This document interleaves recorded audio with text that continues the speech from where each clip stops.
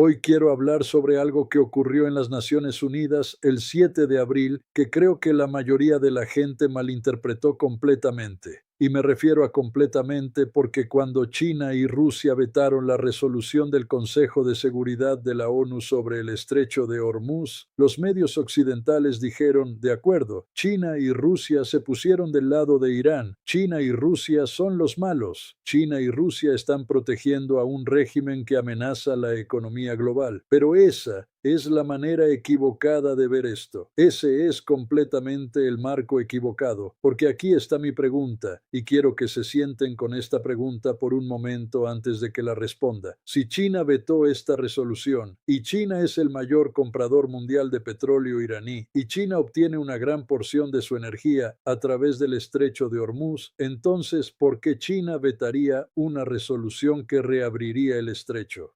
¿Por qué la mayor víctima del bloqueo de Hormuz sería la que bloquea la solución? Piensen en eso, porque una vez que entienden la respuesta a esa pregunta, entienden no solo el veto, entienden toda la guerra, entienden quién está realmente ganando, y entienden por qué el veto de China no fue un error. Fue el movimiento estratégico más inteligente de todo este conflicto. De acuerdo, déjenme desglosar esto cuidadosamente. Comencemos desde el principio. El 7 de abril de 2026, el Consejo de Seguridad de las Naciones Unidas votó sobre una resolución que fue originalmente propuesta por Bahrein. La resolución habría autorizado a los países a usar, y estoy citando directamente, todos los medios necesarios para garantizar la libertad de tránsito a través del estrecho de Hormuz. 11 países votaron sí. China y Rusia lo vetaron. Pakistán y Colombia se abstuvieron. Ahora, quiero guiarlos a través de lo que realmente ocurrió en esa sala, porque los detalles son muy importantes. La resolución original era muy agresiva. Habría dado a cualquier país la cobertura legal para usar la fuerza militar para reabrir el estrecho. Rusia, China y Francia dijeron todos, no, esto es demasiado extremo, no podemos autorizar el uso de la fuerza. Así que la revisaron, eliminaron todas las referencias a acción militar ofensiva, y aún así China y Rusia la vetaron. Luego la revisaron de nuevo, eliminaron cualquier referencia a la autorización del Consejo de Seguridad por completo. Y aún así China y Rusia la vetaron, así que siguieron debilitando la resolución, siguieron suavizándola, siguieron eliminando el lenguaje agresivo, y China y Rusia siguieron diciendo no cada vez. Ahora, la embajadora americana dijo que China y Rusia se pusieron del lado de un régimen que busca intimidar al Golfo para que se someta. La embajadora británica dijo que China y Rusia eligieron proteger a su aliado, Irán. Esa es la narrativa occidental. China y Rusia están protegiendo a Irán. Pero quiero que piensen realmente en esto. ¿Es eso lo que ocurrió o está ocurriendo algo mucho más sofisticado? De acuerdo, aquí está mi marco para entender esto. Y esto vuelve a algo que he discutido muchas veces en este canal, que es la idea de que en geopolítica nunca debes mirar lo que dice un país. Siempre debes mirar lo que hace un país. Y más importante, siempre debes preguntarte qué beneficia realmente esta acción. Así que apliquemos este marco a China. China importa aproximadamente 10 a 11 millones de barriles de petróleo por día. Una porción significativa de eso proviene de la región del Golfo y pasa por el estrecho de Hormuz. Así que, en teoría, China debería querer que el estrecho esté abierto. En teoría, China está siendo perjudicada por el cierre del estrecho, ¿verdad? Bueno, aquí está la cuestión. Sí, China está siendo perjudicada a corto plazo, pero China no está tomando decisiones basadas en el corto plazo. China está tomando decisiones basadas en el largo plazo. Y a largo plazo, este veto es una de las cosas estratégicamente más brillantes que China ha hecho en una generación. Déjenme explicar por qué. Y quiero recorrer esto paso a paso, porque cada paso se basa en el anterior. Paso 1. Entender lo que la resolución realmente habría hecho. La resolución, incluso en su forma final diluida, habría dado a los Estados Unidos y sus aliados la legitimidad legal para usar la fuerza militar en o alrededor del estrecho de Hormuz. Habría sido las Naciones Unidas diciendo: sí, América, tienes el derecho de estar aquí. Tienes el derecho de controlar esta vía navegable, y aquí está lo que eso significa para China. Si América reabre con éxito el estrecho de Hormuz por la fuerza, e Irán es derrotado o forzado a retroceder, entonces América ha demostrado algo extremadamente importante. Ha demostrado que todavía puede controlar el punto de estrangulamiento energético más crítico del mundo. Ha mostrado que el imperio americano, incluso en declive, todavía tiene el músculo para decidir quién obtiene energía y quién no. Y eso significa que China vuelve a ser dependiente de la buena voluntad americana para su suministro de energía. China vuelve a un mundo donde América puede amenazar con cortar el suministro de petróleo chino controlando el estrecho. Esto se llama el dilema de Malaca en el pensamiento estratégico chino. El miedo de China de que América pueda estrangular su economía controlando las rutas marítimas. Hormuz es el mismo problema. Es un punto de estrangulamiento que América, si lo controla, puede usar contra China. Así que el paso 1 es simple. Si América gana esta resolución y la usa para reabrir el estrecho por la fuerza, América gana estratégicamente y China pierde, lo que significa que China tiene todas las razones para bloquear la resolución. Paso 2. Entender lo que ocurre si el estrecho permanece cerrado. Ahora, aquí es donde se pone realmente interesante, porque el cierre del estrecho está perjudicando a China, sí, pero también está acelerando algo hacia lo que China ha estado trabajando durante décadas, que es la desdolarización del comercio global, el debilitamiento del sistema del petrodólar y el surgimiento de rutas comerciales alternativas que China controla. Déjenme explicar el sistema del petrodólar primero, porque es la clave para entender todo. Desde 1973, todo el petróleo del mundo se ha comerciado en dólares americanos. Este fue un acuerdo entre América y Arabia Saudita. Los saudíes venden petróleo solo en dólares. América protege el régimen saudí, porque todos en el mundo necesitan petróleo, todos en el mundo necesitan dólares. Esto crea una demanda global permanente del dólar americano, es lo que le permite a América imprimir dinero, tener enormes déficits y financiar su imperio militar. Sin el petrodólar, América no puede permitirse ser América. Ahora, ¿qué ocurre cuando el estrecho de Hormuz está cerrado? Los estados del Golfo no pueden exportar petróleo. Los petrodólares dejan de fluir. Los estados del Golfo dejan de reciclar dólares de vuelta en los mercados de valores americanos y los centros de datos de inteligencia artificial americanos. Toda la arquitectura financiera del poder americano comienza a agrietarse. Y China está viendo esto ocurrir y China está pensando, esto en realidad es bueno para nosotros. Porque cada semana que el sistema del petrodólar está bajo presión, el mundo está siendo empujado a encontrar alternativas. Y las alternativas que existen, el comercio de petróleo basado en yuanes, los sistemas de pago del cinturón y la ruta, los corredores de energía ruso-iraní chinos, todos benefician a China. Así que el cierre del estrecho a mediano plazo está acelerando precisamente lo que China quiere más, que es el fin del dominio del dólar en el comercio global. Paso 3. Entender la estrategia energética alternativa de China. Ahora podrían decir, de acuerdo, pero China se está quedando sin petróleo debido al bloqueo.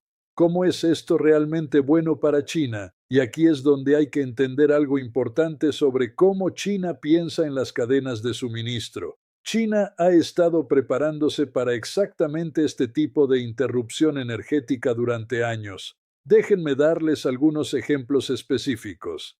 China ha estado construyendo reservas estratégicas de petróleo, ha estado diversificando sus proveedores de energía, ha estado construyendo el corredor económico China-Pakistán, que le da acceso a puertos en el mar Arábigo que eluden el estrecho de Hormuz. Ha estado desarrollando el corredor de transporte norte-sur con Rusia e Irán, que le da una ruta de energía terrestre. Y más importante, China ha estado construyendo rápidamente capacidad doméstica de energía renovable solar, eólica, nuclear, específicamente para reducir su dependencia del petróleo del Golfo. Así que, aunque el bloqueo está causando dolor a corto plazo para China, China está en realidad mejor posicionada para absorber ese dolor que casi cualquier otra economía importante, porque China ha estado preparándose para este escenario. Los americanos no lo han hecho, los europeos no lo han hecho. Los japoneses y surcoreanos, que también son extremadamente dependientes del petróleo del Golfo, no lo han hecho. China tomó el dolor a corto plazo, pero es el país mejor equipado para absorberlo. Y cada semana que la crisis continúa, las alternativas que China ha construido se vuelven más importantes, y el sistema marítimo controlado por América se vuelve menos relevante. Paso 4. Entender la dimensión legal y moral.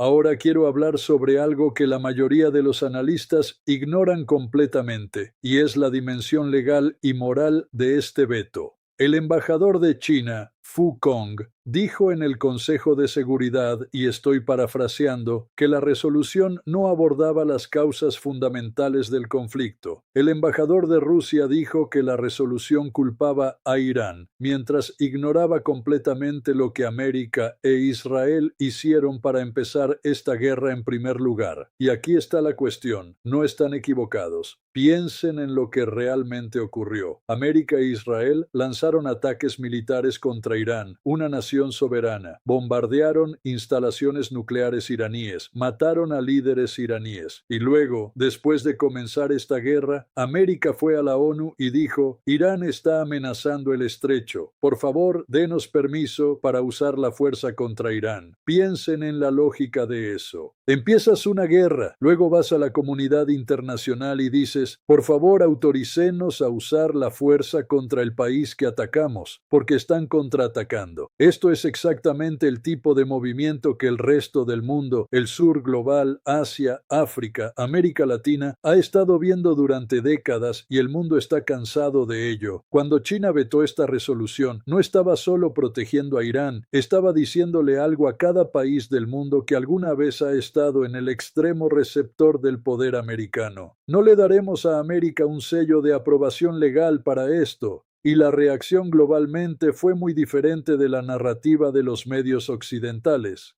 Gran parte del mundo vio el veto no como China protegiendo a Irán, sino como China haciendo cumplir los principios básicos del derecho internacional. No puedes atacar a un país y luego obtener autorización de la ONU para castigar a ese país por defenderse. Esta es una victoria narrativa para China de proporciones enormes, porque posiciona a China como el defensor del orden internacional basado en reglas, la misma cosa que América afirma defender, y posiciona a América como el país que rompe las reglas y luego pide cobertura legal después. Paso 5. Entender lo que esto nos dice sobre el nuevo orden mundial. De acuerdo. Ahora quiero alejar el enfoque porque quiero poner este veto en el contexto de algo mucho más grande, que es la pregunta de qué tipo de mundo hacia el que nos estamos moviendo. He argumentado en este canal muchas veces que el mundo se está moviendo de un sistema unipolar donde América es la potencia dominante y establece las reglas a un sistema multipolar donde múltiples grandes potencias tienen influencia significativa y ningún país puede imponer su voluntad a los demás. El veto del 7 de abril fue una señal muy clara de dónde estamos en esa transición. Porque lo que China y Rusia esencialmente dijeron es esto: el Consejo de Seguridad de las Naciones Unidas no es el sello de goma de América. Tenemos veto, lo usaremos. Y hay cosas que América quiere hacer, cosas que América cree que tiene el derecho de hacer, que simplemente bloquearemos. Ahora, piensen en lo que esto significa estratégicamente. Durante 30 años desde el fin de la Guerra Fría, América ha operado con un grado de libertad que ninguna otra potencia en la historia ha tenido. Si América decidía invadir un país, podía. Si América decidía sancionar un país, podía. Si América decidía usar la ONU para autorizar sus acciones, generalmente podía porque Rusia era débil y China todavía no era lo suficientemente poderosa para oponerse consistentemente. Esa era ha terminado y el veto de Hormuz es una de las señales más claras de que ha terminado. Porque ahora tienes una situación donde América va a la ONU para obtener autorización para algo que considera una necesidad básica, obvia, humanitaria, mantener abierta una vía navegable importante y no puede conseguirla. No por trucos procesales, sino porque dos de los países más poderosos del mundo miraron lo que América estaba haciendo y dijeron no. No vamos a ayudarte con esto. Este es un cambio masivo y estructural en cómo funciona el mundo, y la mayoría de las personas no le están prestando atención porque están enfocadas en la dimensión militar de esta guerra. Pero la dimensión política e institucional es igualmente importante porque el Consejo de Seguridad de las Naciones Unidas es la última institución restante de gobernanza global. Y China acaba de mostrarle al mundo que usará su poder en esa institución para bloquear el unilateralismo americano. De acuerdo, ahora déjenme atar todo esto porque quiero darles el panorama completo de por qué este veto fue el movimiento más inteligente de toda la guerra. Hagamos un experimento mental. Digamos que eres un capitalista de riesgo. Tienes enormes recursos y estás viendo esta guerra y te preguntas, ¿quién está realmente ganando? La mayoría de la gente mira la dimensión militar, miran cuántas bombas fueron lanzadas, cuántos misiles fueron disparados, qué lado destruyó más activos y tratan de descubrir quién está ganando a partir de eso. Pero esa es la manera equivocada de verlo porque, como he argumentado muchas veces, la guerra se libra en cuatro dimensiones: militar, económica, política y narrativa. Y si miras las cuatro dimensiones, lo que ves es que el veto de China fue un movimiento que avanzó la posición de China en las cuatro dimensiones simultáneamente. Militarmente, China no disparó una sola bala. No gastó ni un solo dólar en armas, pero bloqueó a América de obtener cobertura legal internacional para sus operaciones militares. Eso debilita la posición militar de América políticamente sin que China asuma ningún riesgo militar. Económicamente, el veto mantuvo la presión en el sistema del petrodólar, mantuvo los precios del petróleo lo suficientemente altos como para perjudicar al sistema financiero americano y acelerar la desdolarización, y lo hizo mientras la infraestructura energética alternativa de China, sus reservas, sus rutas terrestres, su capacidad renovable, la ayuda a absorber el dolor mejor que sus rivales. Políticamente, el veto posicionó a China como defensora del derecho internacional y la soberanía nacional. En un mundo donde la mayoría de los países no son parte de la Alianza Occidental, este es un mensaje enormemente poderoso. El sur global, que ha sufrido décadas de intervención militar americana, ve en gran medida a China estando del lado correcto aquí. Y en la dimensión narrativa, China está contando ahora una historia sobre sí misma que es muy atractiva para la mayor parte del mundo. No somos el agresor, no somos los que bombardeamos naciones soberanas, somos los que defendemos el principio de que no puedes atacar a un país y luego pedirle a la ONU que autorice castigar a ese país por contraatacar. Así que en las cuatro dimensiones, el veto fue una victoria para China y no le costó casi nada. Así es como se ve la estrategia inteligente. Ahora, déjenme abordar una cosa más porque ya puedo escuchar el contraargumento. Y va así, pero China está sufriendo por la escasez de petróleo.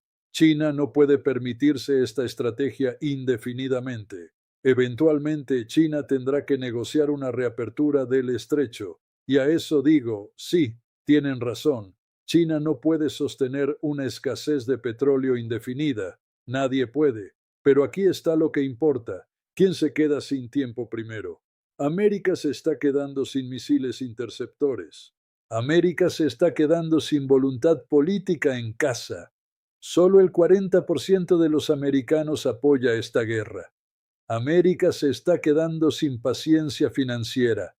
Cada semana de precios altos del petróleo pone más presión en el mercado de valores americano, la economía americana, el sistema político americano. y América se está quedando sin aliados que estén dispuestos a tomar el dolor económico con ella. Irán no se está quedando sin nada. La economía de Irán en realidad se está beneficiando del levantamiento de sanciones que esta guerra ha causado inadvertidamente. Irán está generando más ingresos de las ventas de petróleo de lo que ha tenido en años. Irán ha estado preparándose para esta guerra durante 25 años. No se está quedando sin voluntad ni capacidad. ¿Y China? China tiene sus reservas. China tiene sus rutas alternativas. China tiene su producción de energía doméstica. China puede aguantar más tiempo de lo que América puede sostener el costo político y económico de esta guerra. Así que cuando preguntas quién se beneficia del paso del tiempo, la respuesta no es América, la respuesta es China e Irán. Y el veto de China fue diseñado precisamente para extender el tiempo, para mantener la presión, para dejar que los costos económicos y políticos se acumulen en el lado americano. Esta no es la guerra de Irán, esta no es la guerra de China. Esta es una guerra que se está librando en parte significativa sobre la pregunta de quién controla el orden económico global, y China la está luchando de la manera más inteligente posible, sin disparar una sola arma, sin perder un solo soldado, simplemente diciendo dos letras en las Naciones Unidas, no. Ese es el poder de un veto. Ese es el poder de una gran potencia que entiende la estrategia, y por eso el 7 de abril de 2026 puede ser recordado como uno de los días más importantes en la historia del declive americano. De acuerdo, ese es mi análisis para hoy. Esto no es profecía. Es historia estructural combinada con teoría de juegos. Quiero que piensen en esto cuidadosamente, cuestiónenlo, refútenlo. El objetivo nunca es decirles qué pensar. El objetivo es darles un marco para que puedan pensar por ustedes mismos.